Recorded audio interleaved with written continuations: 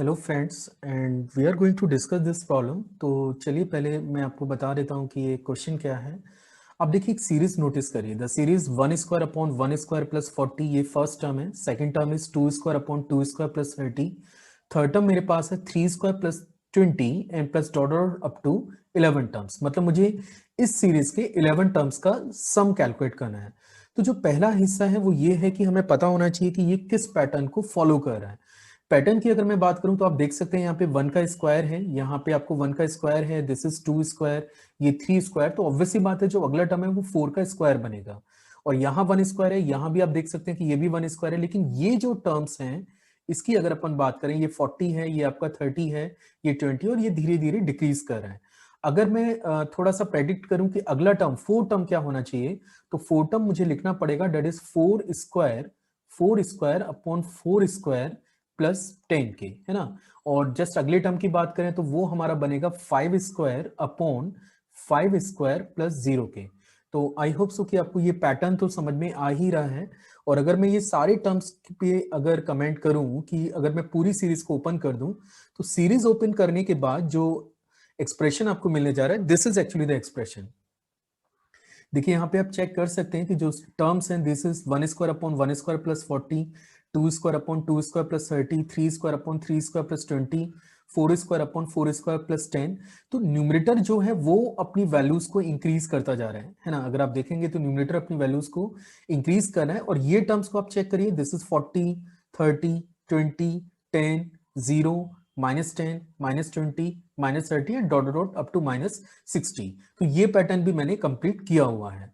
अब हमें करना क्या है, देखिए अगर आप थोड़ा सा ध्यान देंगे ये फर्स्ट टर्म पे, इस फर्स्ट टर्म पे ध्यान दीजिए, 1² अपॉन 1² प्लस 40, एक ये टर्म हमारे पास है।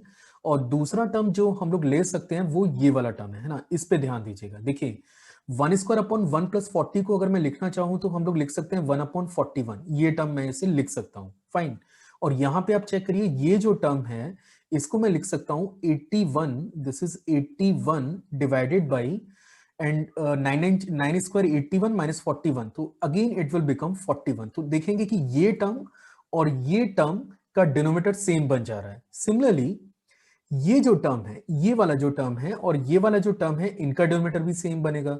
यानी कि फाइनली फिर ऐसे हम लोग बात कर सकते हैं कि सपोज ये जो तीसरे टर्म पे अगर मैं कमेंट करूं कि ये जो टर्म है, यहां पे अगर अपन बात करें, the third term is, you see, ये टर्म और ये टर्म क्लब कर रहा है। सिमिलरली ये टर्म और ये टर्म को, sorry not this one, this term को हम लोग इकट्ठा कर सकते हैं और ये वैल्यू आपकी 1 बनेगी, फाइन।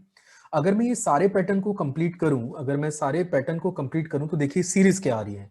पहला टर्म मेरे पास आ रहा है 1/41, द फर्स्ट टर्म इज 1/41, दूसरा है 4/34, 9/29, 6/26, 136/26, dot dot dot so on. और ये लास्ट के 2 टर्म्स कोई पैटर्न जनरेट नहीं कर रहे हैं, तो इसको हम लोग अलग से हैंडल कर लेंगे। अब हमें करना क्या है, 1/41 और 81/41 को ऐड करना है, सो दैट विल बिकम 82/41। और 82/41 को अपन 2 लिख सकते हैं। तो मतलब ये टर्म, ये जो टर्म है, ये वाला जो टर्म है फर्स्ट टर्म, और ये 81/41 वाला जो टर्म है, ये क्लब करके 2 बन जाएगा। सिमिलरली अगर हम लोग बात करें तो यहाँ पे आप देख सकते हैं कि 4/34 और 64/34, इसको क्लब करके भी आप 2 लिख सकते हैं, क्योंकि न्यूमरेटर में 68 बनेगा, डिनोमिनेटर में 34 है। तो देखिए ये टर्म 2 बन गया था। सिमिलरली ये टर्म और ये टर्म 2 बना है, ये 9/29 और 49/29 ये भी 2 बनेगा, 16/26 और 36/26 ये भी 2 बनने जा रहा है। तो 4 टाइम्स आपके पास 2 आ चुका है ना। देखिए 4 टाइम्स आपके पास 2 आ चुका है, तो अब बस केवल इतना काम है कि इसको सिंप्लीफाई करना है।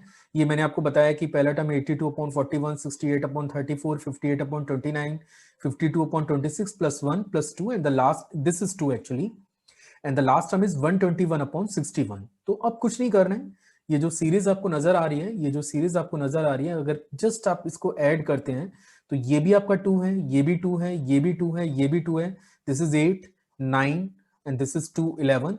तो हम लोग लिख सकते हैं 11 प्लस 121/61। और जब आप इसे सिंप्लीफाई करेंगे तो you will get the result 792/61 के। तो finally this is the solution for the given question. I hope so कि आपको ये पसंद आया होगा। Thanks for watching.